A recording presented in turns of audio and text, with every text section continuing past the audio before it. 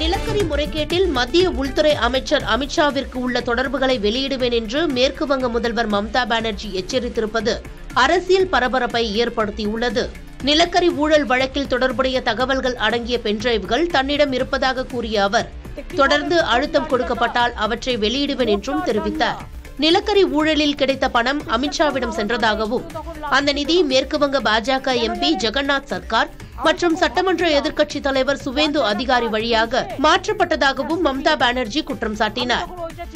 கொல்கத்தாவில் திரிணாமுல் காங்கிரஸ் கட்சியின் அரசியல் ஆலோசனை நிறுவனமான ஐபாக் அலுவலகத்தில் அமலாக்கத்துறை நடத்திய சோதனைகளுக்கு எதிராக நடைபெற்ற போராட்டத்தில் உரையாற்றிய மம்தா தன்னுடைய பதவியின் மரியாதைக்காக இதுவரை அமைதியாக இருந்ததாகவும் அதிகமாக அழுத்தினால் அனைத்தையும் வெளியிடுவதாகவும் அப்படி வெளியிட்டால் நாடே அதிரும் என்றும் தெரிவித்தார்.